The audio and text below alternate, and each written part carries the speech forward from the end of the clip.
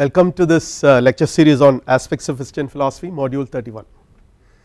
So, this lecture will see the contributions of logical positivism, a very important philosophical movement in the 20th century European thought.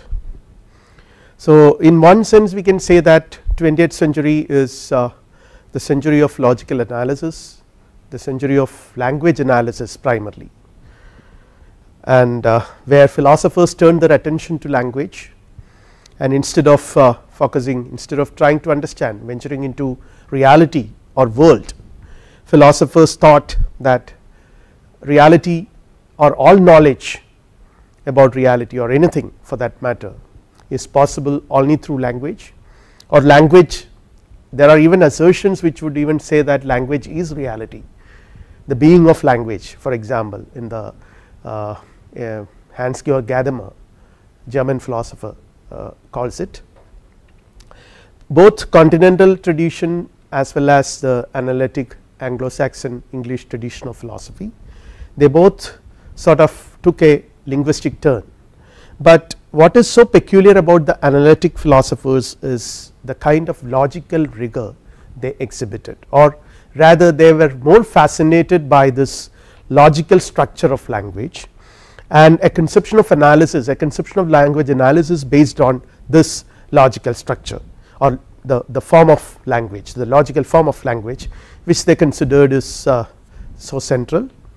And we have already examined some contributions towards this line of thought by Bertrand Russell and Wittgenstein, particularly Wittgenstein's early philosophy, which emphasizes on logical form, on logical analysis of language. And here we come across an offshoot of this kind of an attitude in Western philosophy in the turn of 20th century, logical positivism. And we can see that these other thinkers, like the works of Wittgenstein, which I have already mentioned, Tractatus Logico Philosophicus, and also Bertrand Russell's and many other philosophers' work, which emphasized on the logical analysis of language, tremendously influenced these people, the logical positive. There was something which they were all trying to commonly advocate, but at the same time each one of them had their own unique approach to philosophy, and we were now trying to isolate or trying to highlight some of those important features which they all commonly advocated, apart from the diverse concerns they had with regard to the conception of philosophy and the methodology of philosophy. Some of these features were so common to all of them, right from Maurice Schlick to A.J. Ayer, the British representative of logical positivism. So that is they were all against metaphysics. So a refutation of metaphysics constitutes so central to the concerns of logical positivism. As a consequence of this, they advocate a kind of scientific conception of philosophy. There is a notion of unified sciences. With regard to the conception of knowledge, they believe that the only knowledge that is valid is a scientific knowledge, which can be ultimately analyzed. The scientific knowledge can be ultimately analyzed into certain basic propositions, which are statements of observation, which are verifiable. So this conception of philosophy and the notion of unified sciences play a very important role in shaping their philosophical thinking. And again in this context it is very important to mention about verification principle, and then we will see some of the limitations, some of the criticism which logical positivism as a movement faced.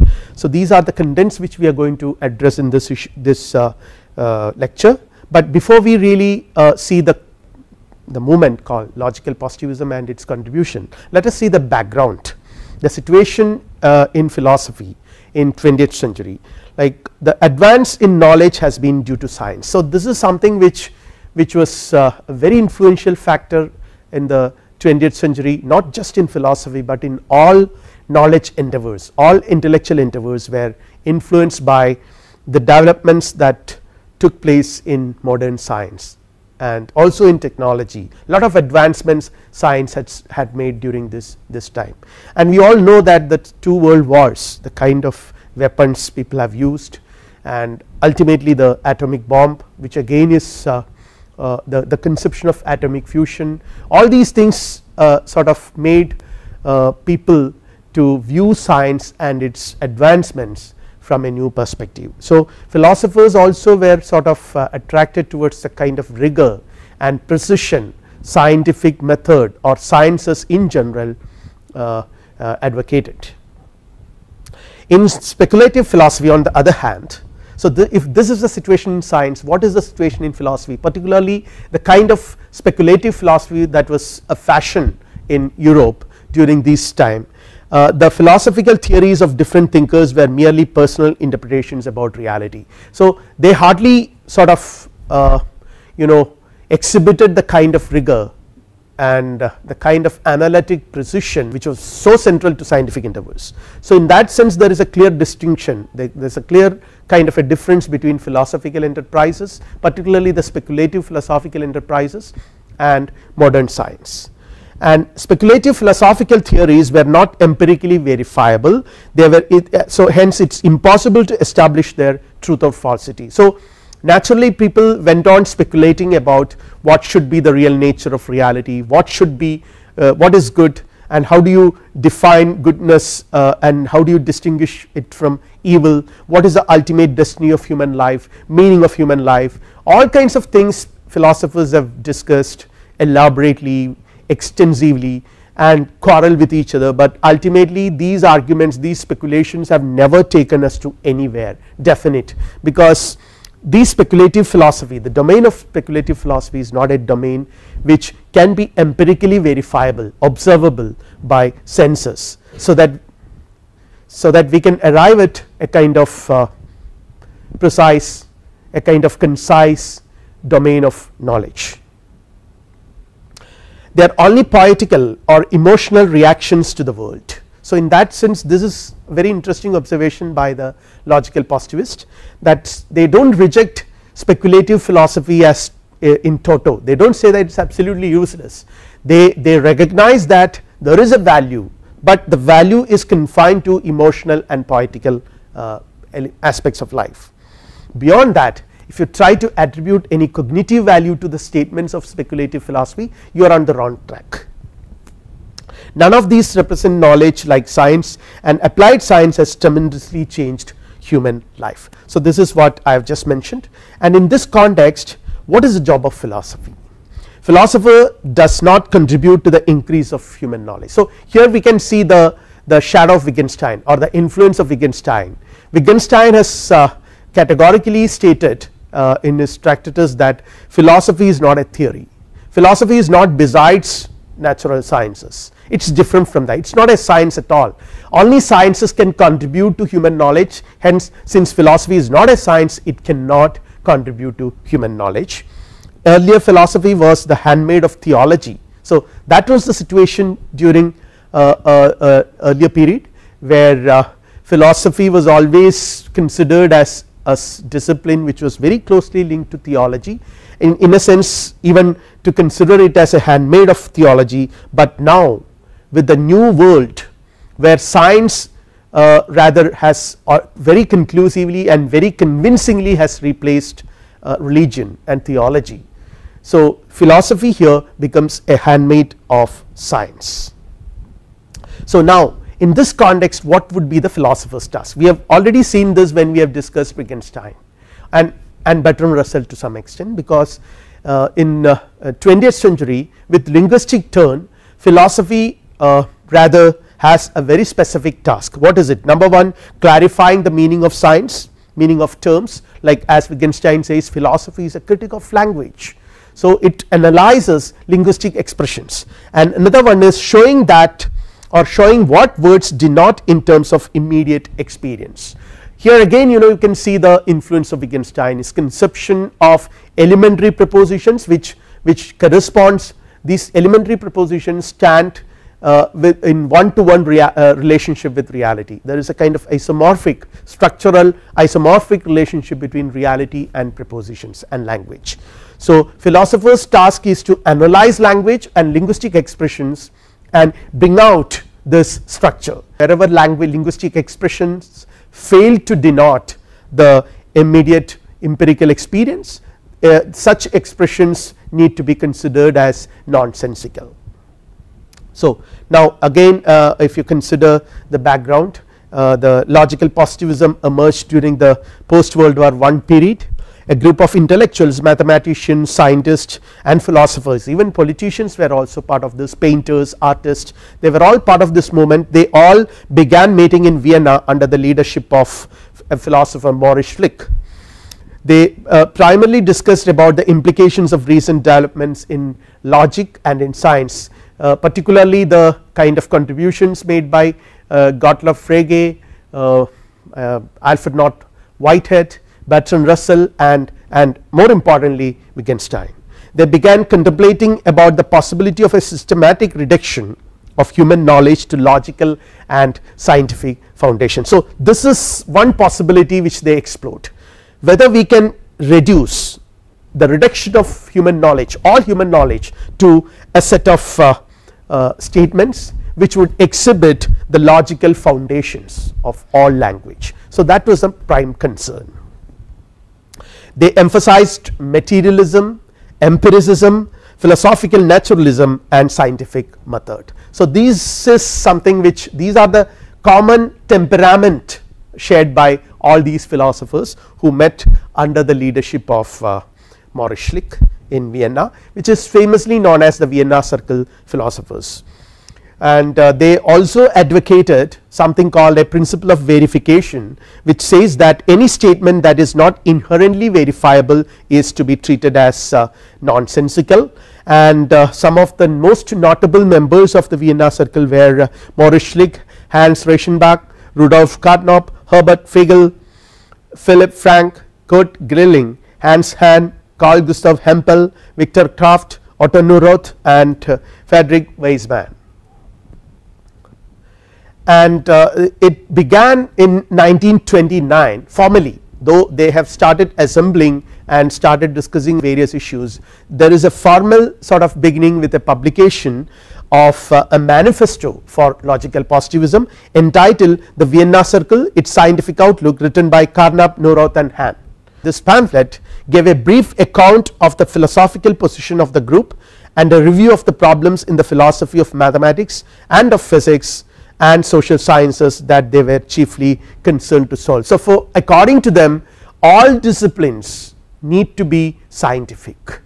So, that is a kind of aim they were trying to sort of pursue, and the influences, as I have already mentioned, but I will briefly outline it once again. These philosophers were primarily influenced by the empiricism of David Hume and Auguste Comte, the positivist, J.S. Mill and Avenarius and Mach, Ernest Mach. So, these are some of the philosophers, traditional thinkers. Then from the side of science, of course, Einstein's theory of relativity and quantum mechanics were tremendous influences, and some of these people even attended classes on quantum mechanics and Einstein's theories.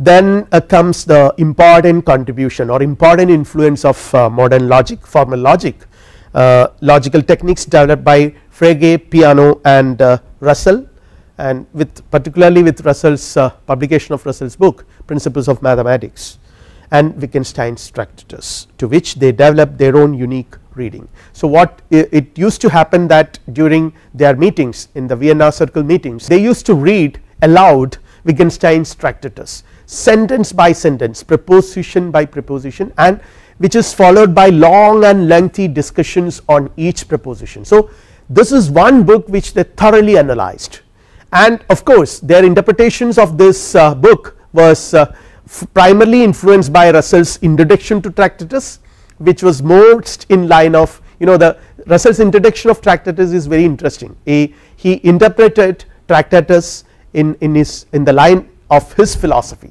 the light of his, it was an interpretation from the light of Russell's own philosophy of logical atomism. And when these people read Tractatus, they also did the same. They sort of tried to see justifications for their philosophical positions in Tractatus.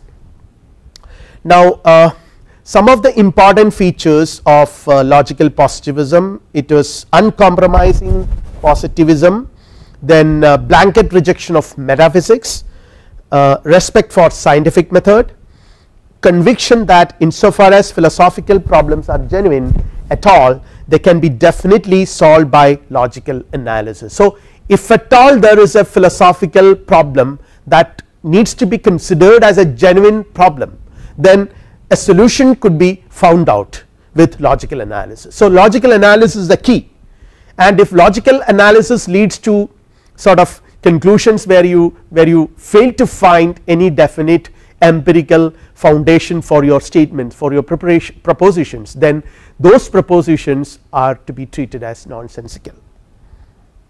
So, here comes the symbolic logic on the one hand, and the Humean tradition of logical empiricism on the other hand. This has influenced the emergence of logical positivism, and particularly it is very interesting Hume's distinction between two kinds of statements. We have discussed this when we have discussed David Hume's philosophy in this lecture series, that Hume divides propositions into two classes, or the first one is he calls relations of ideas, where you discuss, I mean, for example in mathematics, where there is no corresponding reality to sentences are being postulated, where it deals with only ideas, relations of ideas, and matters of fact are rearticulated as tautologies and contradictions. In their language, again following Wittgenstein and Bertrand Russell, they call it tautologies and contradictions.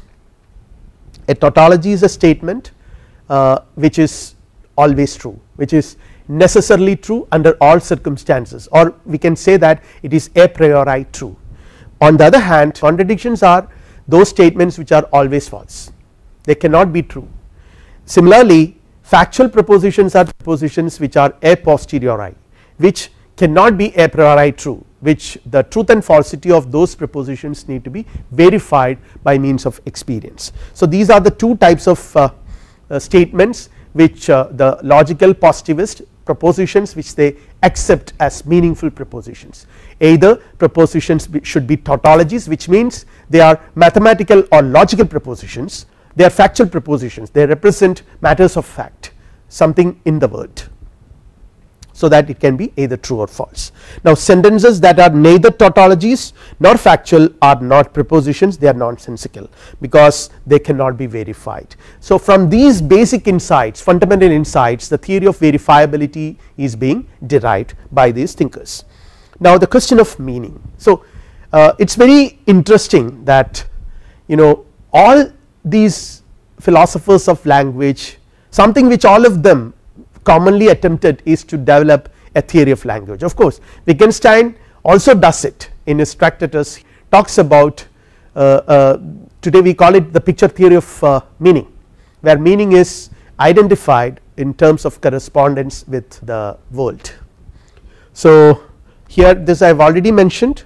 According to the logical positivists, there are two types of meaningful statements: statements that are true or false by virtue of their meaning or logical form, analytic a priori, and truth and falsity ascertained by experience with this synthetic a posteriori. Therefore, meaning of statement is its method of verification. So, this probably is the most important, one of the most important statements, propositions of logical positivism, that meaning of a statement is its method of verification.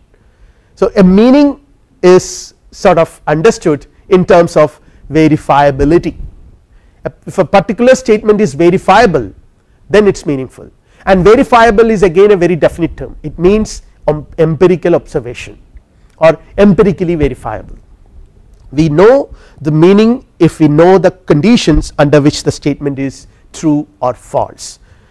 So, when I say there are 20 chairs in this room, if this statement, if there are actually 20 chairs in this room, my statement is true. So, I should know, in order to know the statement, in order to understand the statement there are 20 chairs in this room, what I should know is I should know the condition under which this statement should become true, and there might not be even one chair in this room, but still it is a meaningful statement because I can understand its meaning because again I know what conditions would make this statement true. And in this context they develops their rejection of metaphysics, and what the logical positivists argue is that many metaphysical utterances are due to the commission of logical errors, and again inquire from what premises the metaphysician deduced this proposition. So ultimately concluding that, inferring that the kind of metaphysical propositions or metaphysical utterances which philosophers have been making since time immemorial were all due to certain logical errors, certain confusions with regard to the logic of language. This is again an original Wittgensteinian idea which these people have modified a little bit. Inquire from what premises the metaphysician. So in order to know whether this proposition or any proposition for that matter, whether it is meaningful or not, we have to see from where it is being deduced. He too needs to begin, this is what the logical positivist would argue, even the metaphysician would need to begin as other men do with the evidence of his senses. So it should be seen, it should be experienced by sense organs. What valid process of reasoning can possibly lead him to the conception of transcendent reality? There is a conception of transcendent reality which many metaphysicians advocate, but what is the basis of talking about such a transcendent reality?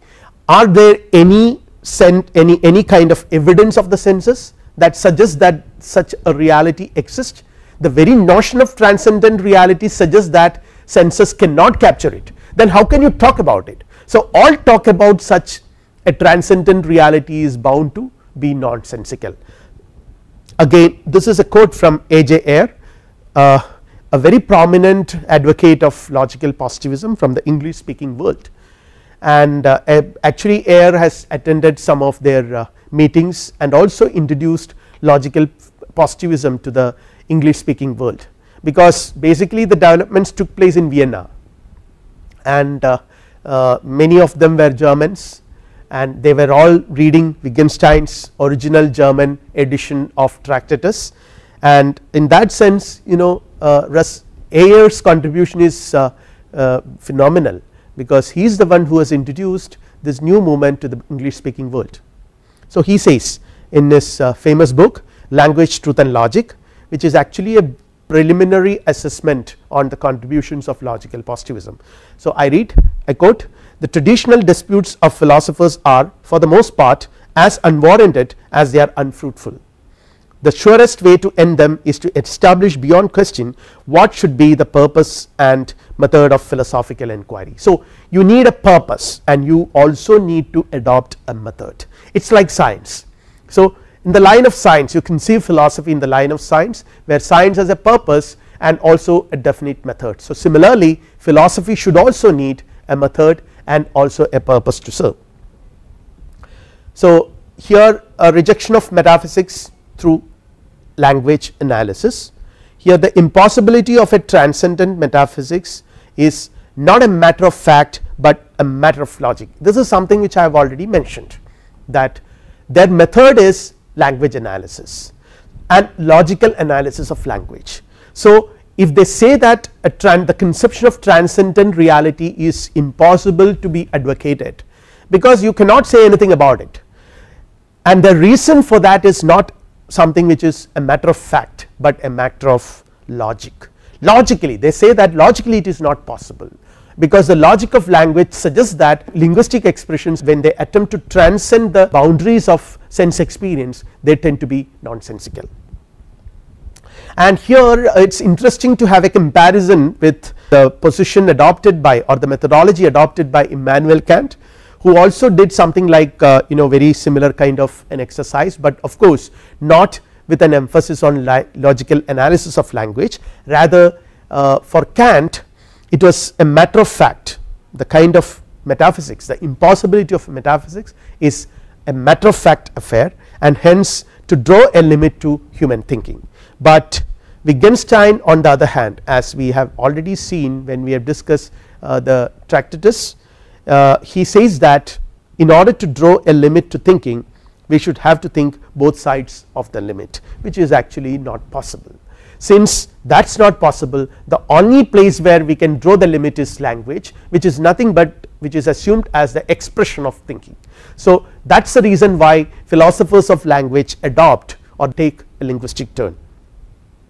The emphasis on language, rejection of transcendent metaphysics, not by merely criticizing the way in which it comes into being, but by language analysis. A criticism of the nature of the actual statements which comprise metaphysics. So here again metaphysical statements are analyzed, the so called propositions of metaphysicians are taken for analysis, and when you apply the principle of verifiability, they fail to satisfy the criteria and they are treated as nonsensical.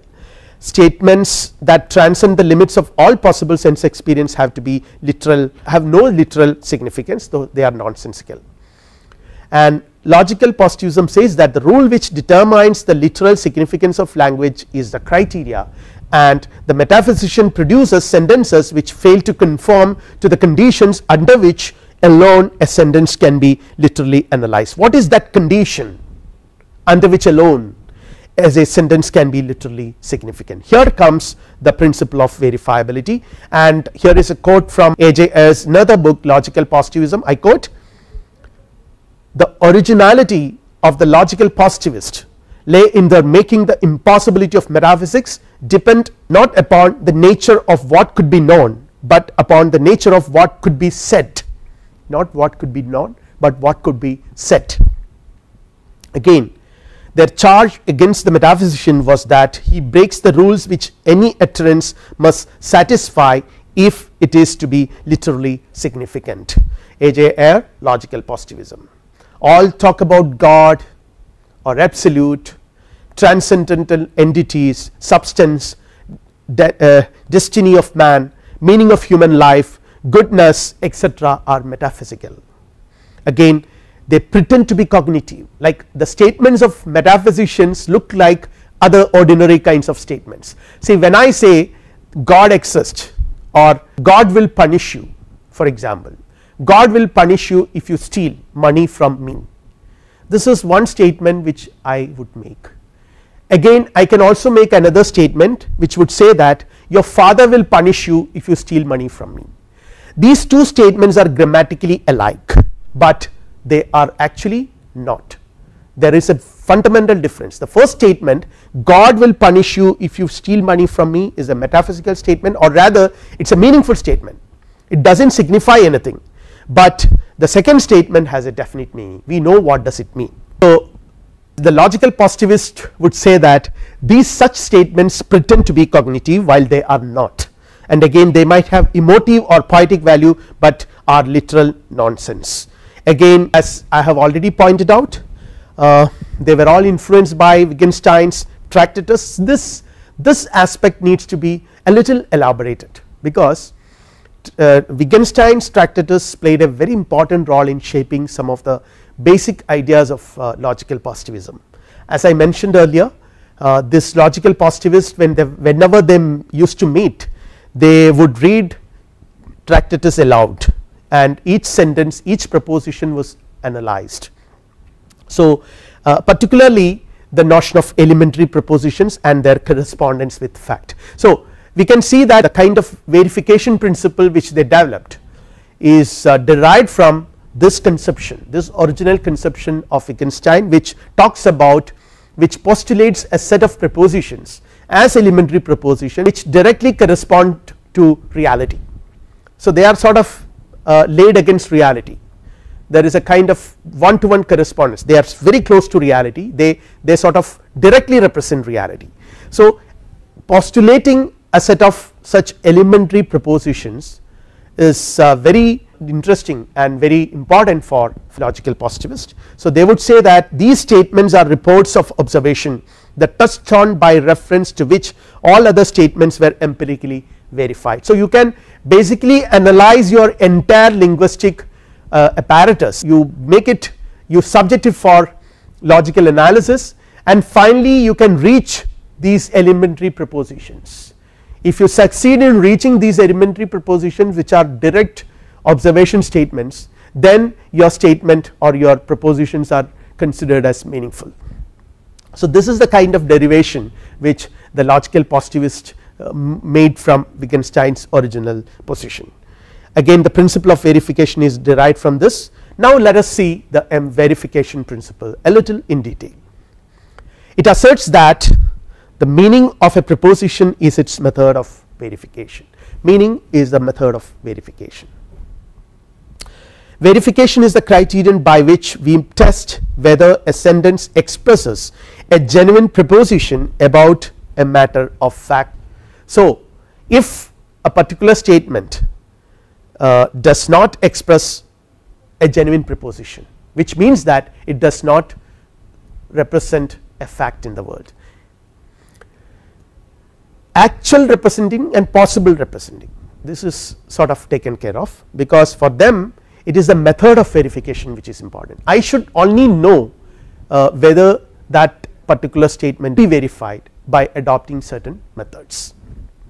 For instance, if I say that there is no life in the moon or there is no water in the moon, this is a meaningful statement for the logical positivist, though at present in the case of moon, of course, we have now gone to moon and that may be possible, but there is make the same statement about Saturn, a planet which we have never been successful in reaching or sending things which you have already sent to Mars and other places in the moon as well.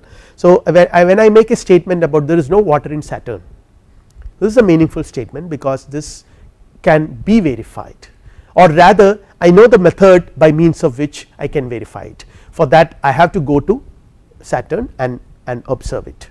But if I say there are two gods or there are many gods or absolute is one, these are statements where I do not know the method by means of which I can verify them. Since I do not know this method, these statements are to be treated as not verifiable and hence nonsensical. All meaningful statements, including the most abstract scientific hypothesis, can be ultimately analyzed to these elementary statements which stand for observable events. So, this is what the emphasis on logical analysis would yield to, because you can every statement, there are certain very abstract scientific theories which cannot be directly verified, but yet they are meaningful because they can be analyzed. They can be analyzed into simple elementary propositions which correspond to reality, which are directly verifiable. So, this fact of logical analysis would reveal that even such abstract statements which do not apparently stand directly in correspondence with reality are meaningful. Again, A.J. Ayer, I quote, "A sentence is factually significant to any given person if and only if he knows how to verify the proposition which it purports to express. That is, if he knows what observations would lead him under certain conditions to accept the proposition as being true or reject it as being false," unquote. And here when you talk about verification, actually this is something which A.J. Ayer has enumerated. He would say that there are basically 4 types of verification. There is practical verification, which is practical, I can verify it. There are 20 chairs in this classroom is something which I can verify by observation right now. But there are certain statements which are not so easily and verifiable in this way in the practical sense of the term, but they are in principle we can verify them. We know that if certain conditions are met, I can verify them. Then there is a strong verification and weak verification. We will very briefly see what are they. So, observations are possible in practice in order to confirm whether a proposition is true or false. In practice it is possible that I can see, I can count whether there are 20 chairs here or not. In practice I can do that. On the other hand, verifiable in principle means propositions for which we do not have a practical means of verification, that may still be meaningful if we can theoretically verify them. Then comes the strong verification, if and only if its truth could be conclusively established in experience. Difficult to hold on many occasions, like all men are mortal, for example, bodies expand when heated. All these are all bodies expand when heated, for instance, or all men are mortal, where there is a reference to all. These are statements which we all know are sort of verifiable, they are meaningful statements, but at the same time if you apply the criteria of strong verifiability, which means that statements should be conclusively established in experience, make such statements directly stand, they may not pass the test of this criteria, the strong verifiability. Such general propositions of law are designed to cover an infinite number of cases, hence cannot be conclusively verified. For example, when I say all men are mortal, I include under this all men every human being who are born, died and yet to be born. And weak verification is if it is possible for experience to render it probable.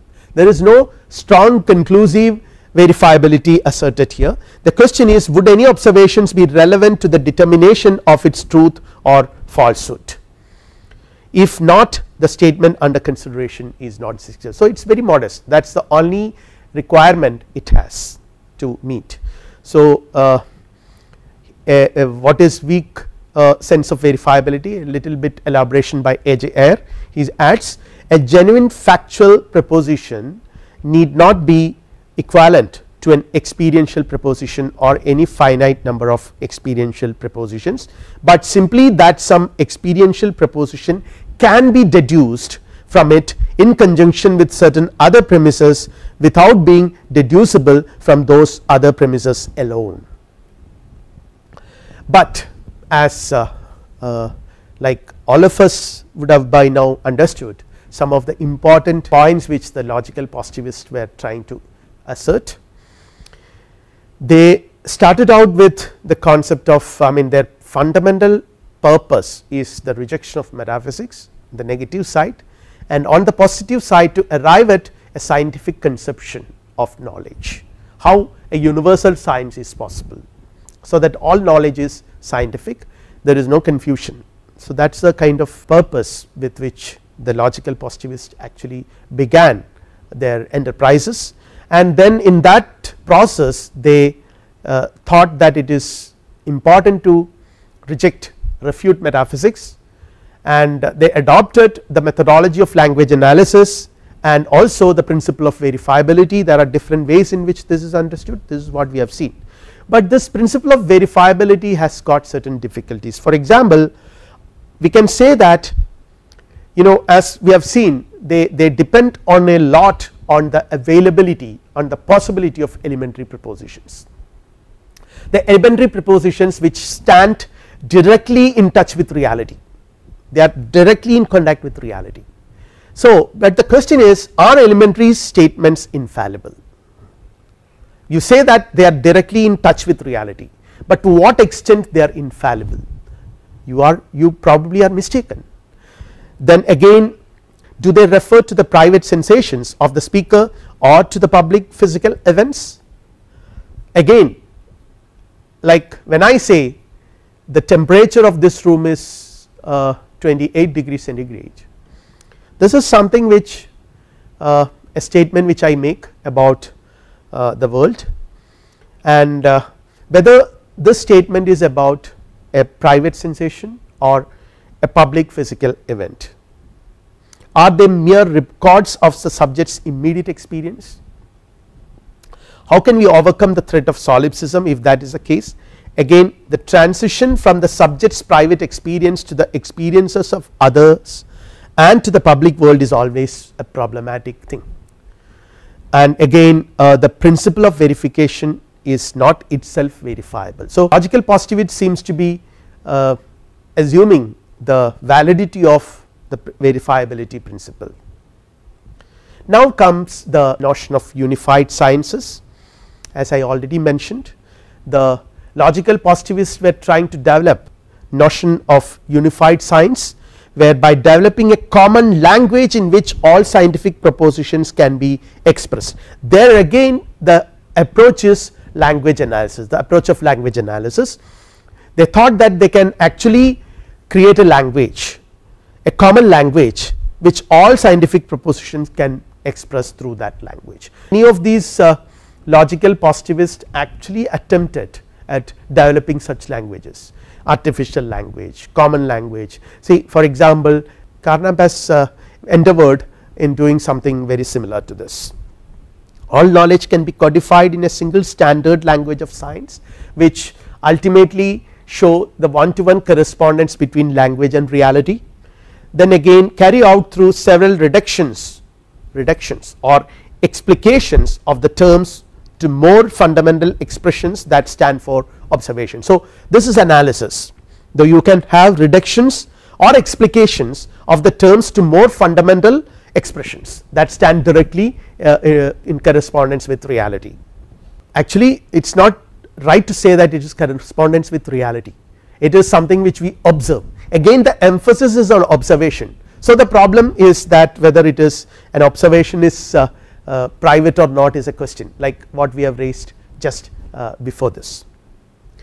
Now, scientific theory is also a kind of, as I already mentioned, a very abstract network of knowledge, an axiomatic system not directly verifiable because it is an abstract formal system, but empirical interpretation of these abstract system is possible by means of those statements that establish a correlation between real objects and the abstract concepts. So, there is something called rules of correspondence. So, we can analyze these abstract theoretical formal state system into empirical statements and finally to elementary statements which directly are in touch with reality, and scientific theory needs such rules of correspondence for empirical interpretation and verification. We can see the summary of scientific theory, how scientific theories are constituted.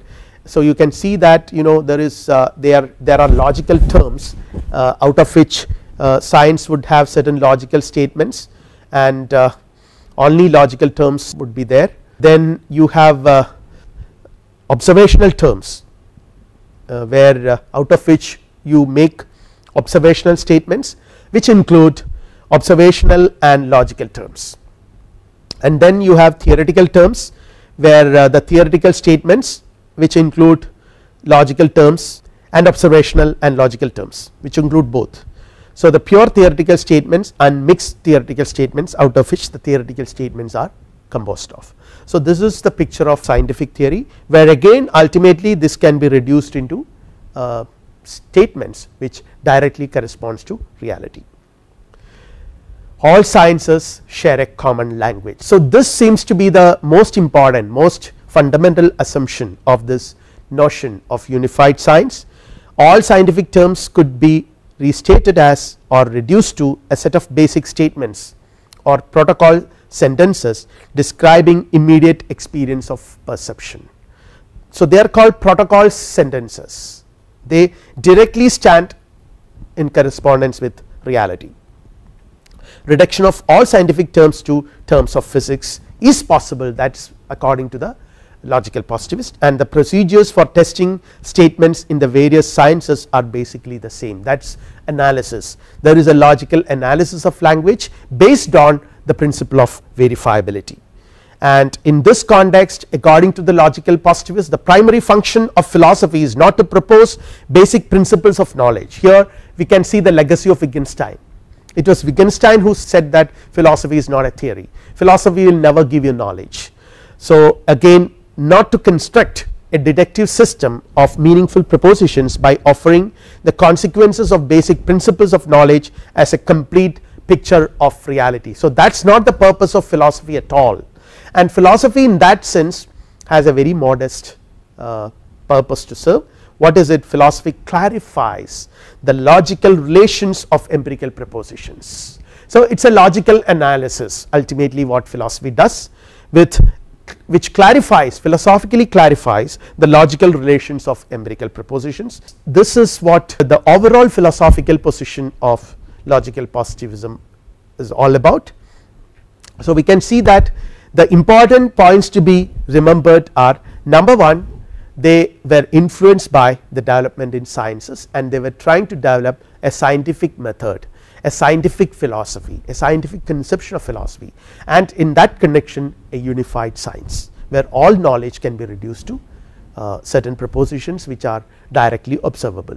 Number two, rejection of metaphysics, and number three, principle of verifiability. When we try to make a final assessment about logical positivism, we can see that the impact of scientific developments in philosophy, in their philosophical principles and theories, were quite evident. Philosophy of logical analysis. So, you can see that the emphasis on logical analysis, which distinguishes the logical positivist movement from other philosophical movements. Despite all their limitations, they were quite assertive about the logical rigor which needs to be adopted when you philosophize.